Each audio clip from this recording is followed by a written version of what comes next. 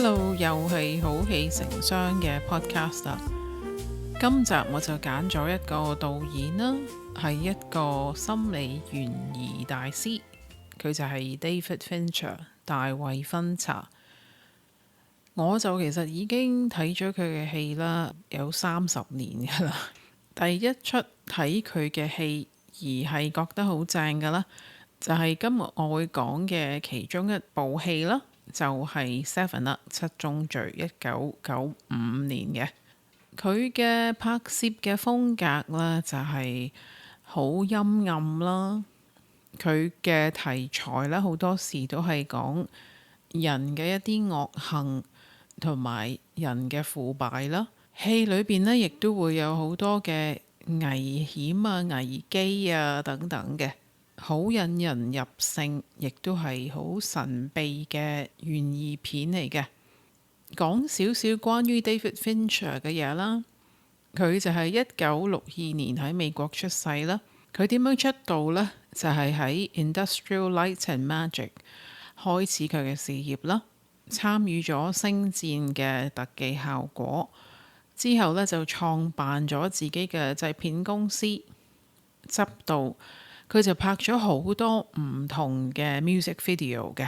咁去到1992年呢，佢就第一次係導演做，就係異形3，跟住佢就有好多作品啦，包括 Seven 七宗罪、Fight Club 搏擊會、Zodiac 十二宮、Social Network 社交網絡，同埋係 Gone Girl 嘅失蹤罪。之後佢都係憑 Netflix 嘅劇集啦， House of Cards 紙牌屋榮獲咗 Emmy 嘅最佳導演獎。咁揾到佢嘅一啲金句啦，喺 IMDb 佢就話：我唔知電影應該帶到幾多娛樂俾人，對我嚟講，我永遠只係對留低陰影嘅電影有興趣。我最中意1975年 Jaws 大白鯊嘅原因，就係睇完之後，我從此都冇再去大海嗰度游水。另外佢一個金句嘅一部分呢，我就揀咗出嚟講嘅。佢就話呢， Movie 係拍俾觀眾睇，而 film 呢就係拍俾觀眾，亦都係拍俾電影製作人睇。我覺得1997年嘅 Panic Room 係一部 movie， 而1999年嘅 Fight Club 就係稱得上一部電影啦。佢呢個區分我係好同意嘅。Movie 呢個字，以我所知就係喺20世紀初期嘅時候啦，啲人將相一張張咁樣啦，係整到佢好似搭埋咁樣會喐啦，咁就叫做 movie 啦。但係我又唔係好知道，如果係廣東話會唔會就係 movie 係戲，film 係電影嘅分別啦。不過感覺上，如果你話我去睇 movie 或者去睇戲啦，就好似係一啲冇咁認真、富娛樂性嘅一啲戲，咁又可以食下爆谷啊，食下垃圾嘢啊，嗰啲就係 movie， 唔知係咪睇戲啦。咁如果講 film 啦，或者係睇電影呢，我就覺得認真好多嘅成件事，唔知大家覺得係咪咁呢？首先我會講咗 Seven 先，咁佢中文嘅名就係七宗罪啦，電影嘅片種啦係犯罪驚慄片。年份係1995年，導演係 David Fincher， 編劇呢就係一個原創劇本啦，就係 Andrew Kevin Walker、安德魯海文沃克。演員呢有 Brad Pitt 畢比特、Morgan Freeman 摩根費曼、Gwyneth Paltrow 桂利芙帕德路同埋 Kevin Spacey 奇雲史柏西。片長係127分鐘。故事嘅背景呢，時代就係1990年代。故事發生嘅地點呢，就係一個無名嘅美國大城市。跨越嘅時間呢，就係7日。故事係講咩嘅呢？就係講兩個探員啦，一個係老練，一個係衝動。佢哋合作追查一單手法極其殘忍嘅連環謀殺案。兇兇手每次犯案呢，都好似係循某一種嘅特定規條，藉此呢係深入探討人性嘅極端黑暗、社會嘅冷漠無情，同埋正義同邪惡之間嘅模糊界線。如果要用一個關鍵句去形容呢一出戲呢，我就會話呢一出戲係 David Fincher 心理驚慄嘅警世大作。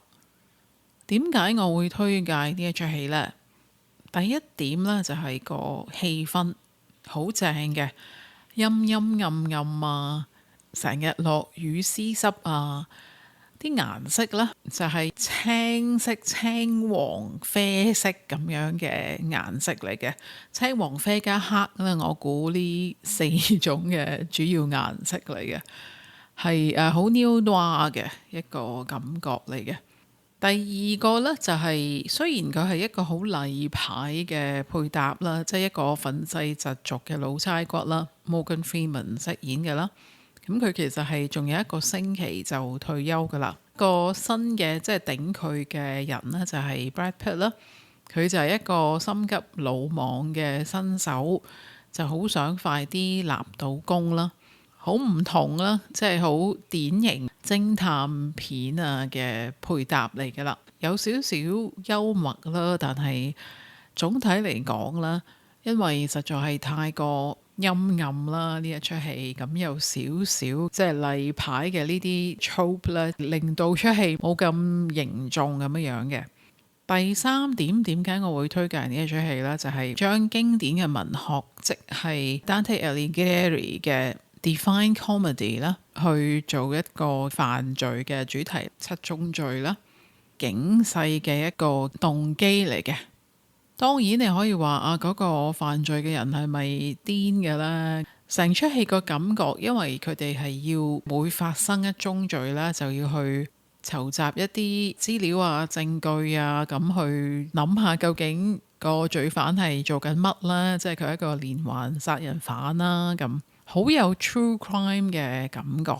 呢出戲呢已經30年前噶啦。但係再睇翻呢，唔會覺得個感覺係舊，你反而可能覺得好多再新過佢嘅戲或者係電視劇都係抄咗佢一啲拍攝嘅手法嘅。跟住嗰點呢，第4點呢，就係嗰啲罪案嘅發生啦，嗰7宗罪呢，同佢哋睇下點樣去揾到嗰個兇手呢，個步伐係好好嘅，即係唔會話隔好耐先至有一宗罪案咁樣，係好有節奏嘅成件事，即係一路都有嗰幾宗罪案咁樣係接二連三發生嘅。最後一點我最中意講嘅呢，就當然係演技啦。Kevin Spacey 佢一出場啦，就真係擁有咗成個銀幕嘅。另外就係 Morgan Freeman 啦，佢係成出戲嘅靈魂啦，我覺得，因為佢又會有少少旁白咁樣嘅性質啦。咁當然佢個樣呢，都係一個真係要快啲去放翻1年半載假咁樣去令到佢 fresh 啲。Brad Pitt 做嗰個新手都係做得好恰當嘅。我唯一成出戲翻睇嘅時候係批評嘅地方啦，就係去到差唔多最尾啦，出戲其實點解要開嗰個箱呢？即係通常呢啲咁嘅可疑嘅物體啦，唔會咁輕易就揾一個警察去開噶嘛，可能係真係要揾啲拆彈啊，或者係啲專家去慢慢開咗佢，係咪？咁呢個我覺得係一個可能劇情需要啦。有啲咩獨特呢？呢出戲就係成日都落雨啦，最後嘅時候呢，好天啊，冇再落雨啦，有太陽啦。最令我印象深刻嘅一幕呢，就係有一個警察佢同嗰個懶惰嘅受害者講嘢嗰一幕。同邊一個睇呢出戲呢？同你中意偵探片嘅朋友睇。評分咯，Rotten Tomatoes 影評人嘅番茄指標呢係84%，即係番茄夠新鮮啦。觀眾嘅爆谷指標呢係95%，IMDB 10分為總分係8.6分，我自己係評分啦，投入到8.5分。劇本8分，演出8分，三項平均呢係8.2分嘅。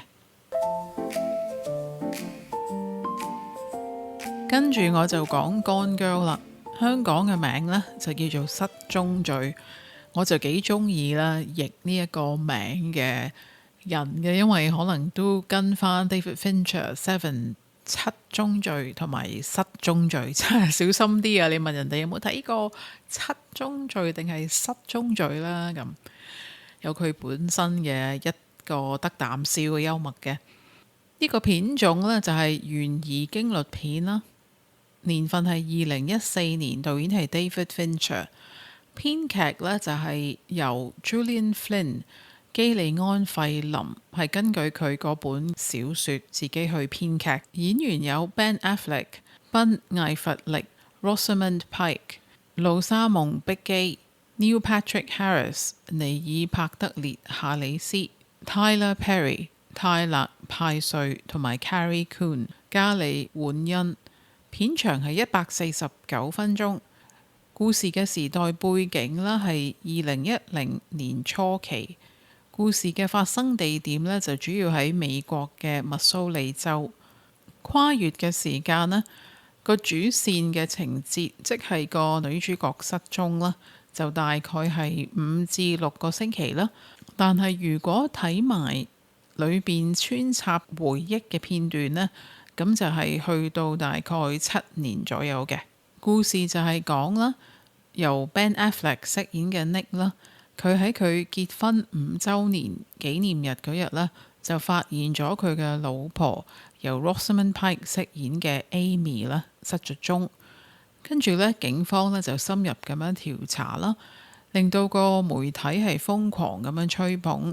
種種嘅線索竟然令到阿 Nick 變成頭號嘅嫌疑犯，劇情呢係極具諷刺性嘅，深入咁樣探討現代婚姻制度嘅荒謬啦，傳媒審判嘅盲目，同埋兩性關係中病態嘅控制慾同埋偽裝。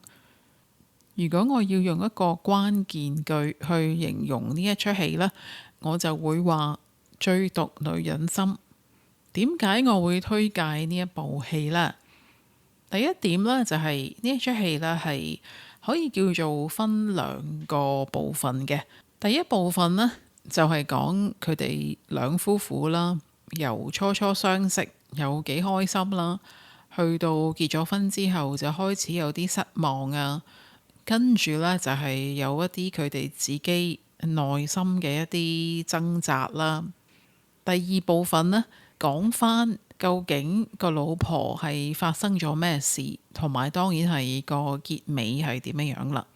頭先一開始我介紹呢一出戲嘅古仔嘅時候，都提過啦，傳媒嘅審判呢，都係呢一出戲一個好大嘅主題嚟嘅。咁除咗傳媒之外呢，其實當然就係有社交媒體啦。另外就係失蹤嗰個人嘅自己父母，同埋佢頭號嫌疑人呢一個老公，佢哋各方呢都有自己嘅一啲公關手段嘅。你會睇到，尤其係個老公啦，佢點樣去用公關呢樣嘢呢去扭轉公眾對佢嘅睇法。當然第二個主題呢，就係即係個罪案究竟係咩啦。咁呢一個就喺第二部分呢，就開始揭盅啦。咁個過程係幾得意嘅，因為你睇到去一半啦，其實你都唔知究竟係咪真係有人綁咗佢架，或者係佢已經遇咗害啦咁。但係去到開始慢慢 review 呢一件事嘅時候呢，其實就引人入勝啦。第三點，我點解推介呢一出戲呢？其實你就會諗下，究竟個老婆做嘅嘢係咪真係可以叫做有道理呢？係咪佢個老公道德上嘅錯誤就可以俾一個藉口俾個老婆去做佢之後嘅嘢呢？佢個老公可能做咗一啲道德上唔啱嘅嘢，即係唔係犯咗罪嚇，唔係佢殺人放火，但係因為社交媒體啊、傳媒呢啲啦，喺度煽風點火啦、挑撥離間啦，咁就搞到件事本質將佢係深化咗嘅。第四點呢，我點解會推介呢一出戲呢？個古仔呢都係關於婚姻啦、兩個人嘅關係啦。咁你又可唔可以係話，如果有一方係對另外一方唔住呢，無辜嗰一方、受害嗰一方，係咪就可以揾方法去奪取一啲嘅控制權，跟住就逼做錯嗰一方受把呢？咁都係有幾多嘅問題嘅。其實睇呢出戲嘅同時間，你會諗到呢啲嘢啦。演技方面呢，Rosamund Pike 啦，佢做得係非常之好啦，扮一個真係瘋瘋癲癲咁樣嘅女人，外表呢係好正常嘅，好斯文嘅，好高貴嘅。但係其實佢心裏邊咧係充滿仇恨同埋報復感嘅，即係已經計算咗好多嘢，密鑼緊鼓好多嘢。Ben Affleck 啦，佢做嗰個好無奈咁樣嘅角色，亦都係 OK 嘅。嗰種無奈笑笑地咁樣嘅面對群眾啊，你都會戥佢唔係好抵咁樣嘅。咁最後啦，就講少少負評啦。背景音樂係比較多咗少少嘅，我自己略嫌。呢一出戲獨特嘅地方啦，頭先都講過啦，有兩個嘅主題啦。第一個就係公關啊，傳媒製造嘅公審啦。第二個呢，就係真係嗰個罪案嘅本身究竟係咩嚟㗎啦。我最印象深刻嘅一幕就係當 Rosamund Pike 佢行出架車嗰陣時候，着住睡袍嗰一幕啦。同邊個睇呢出戲呢？同你嘅另一半。評分啦，Rotten Tomatoes 啦，影評嘅番茄指標係88%啦，觀眾嘅爆谷指標係87%。IMDB 10分為總分係8.1分，我自己嘅評分投入到8分，劇本8.5分，演出7.5分，三項平均呢係8分嘅。做翻一個少少嘅總結啦，今日講嘅兩出戲呢，我就發現共通點係比較多嘅。咁我就講咗唔同嘅地方先啦。兩出戲呢，嗰個犯罪嘅人個動機都唔同啦。喺 Seven 呢，嗰個犯罪嘅人呢，就係好似傳教咁樣啦。而喺 Gone Girl 啦，犯罪嘅人就係主要報復心態嘅。第二嘅唔同嘅地方啦，係嗰個氣氛啦。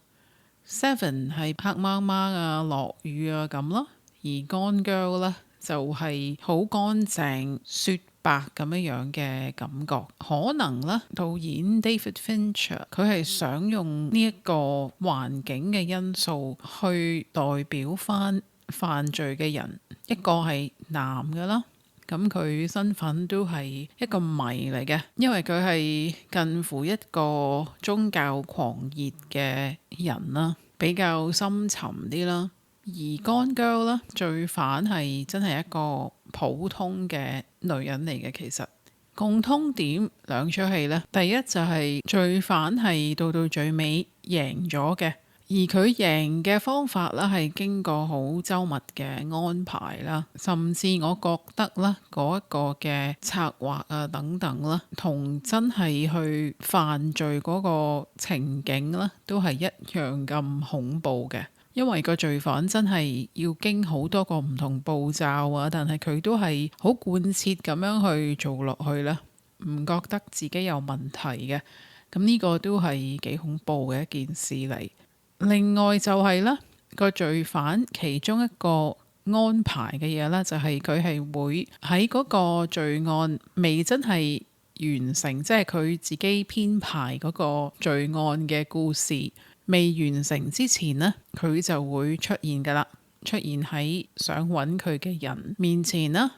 導演係當然多好多嘅題材啦，因為嗰個罪犯會同其他嘅角色有互動嘅情況啦，咁就多好多戲做啦。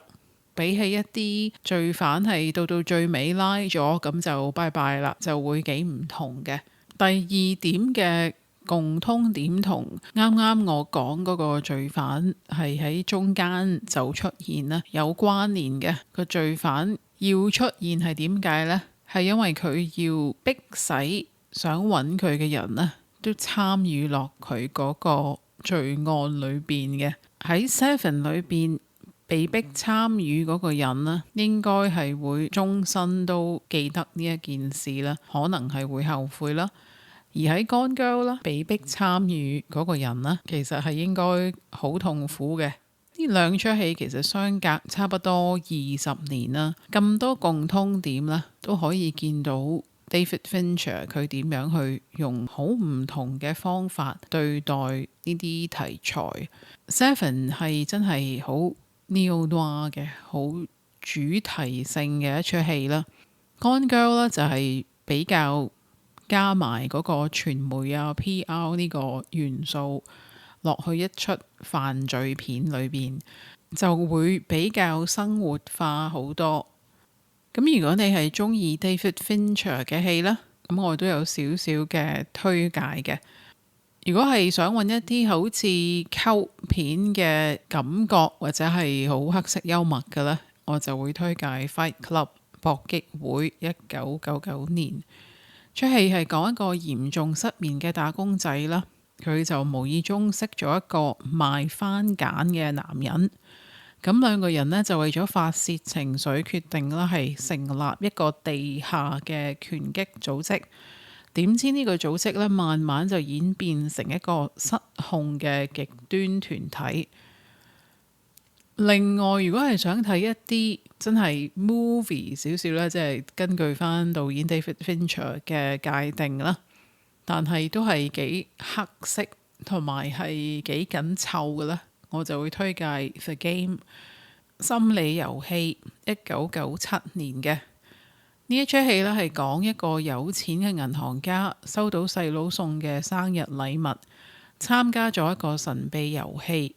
點知呢，佢嘅生活隨即係被搞亂晒啦，分唔清楚現實同埋虛構，仲咧陷入咗一個巨大嘅陰謀。如果你係中意一啲 crime 嘅戲啦，亦都係陰沉嘅啦，我就會推介《Girl with the Dragon Tattoo》龍紋身的女孩2011年嘅。呢出戲係講一個失意落魄嘅記者同一個神秘嘅天才女黑客合作，受託去富豪嘅私人小島，聯手呢調查一單封塵咗幾十年嘅家族少女失蹤懸案。好啦，今日呢就介紹咗我應該係第一個比較留意嘅導演啦 ，David Fincher 啦。嚟緊呢都幾有趣嘅，佢就會執到英文版嘅魷魚遊戲啦 Squid Game 啦，如果大家有睇啦，南韓版嗰個最尾嗰一幕啦，見到有 Cate Blanchett 嘅，咁就係由 David Fincher 執到噶啦，不過都要等到去2028年先至有得睇啦。你最中意導演 David Fincher 嘅戲係邊一出，同埋點解呢？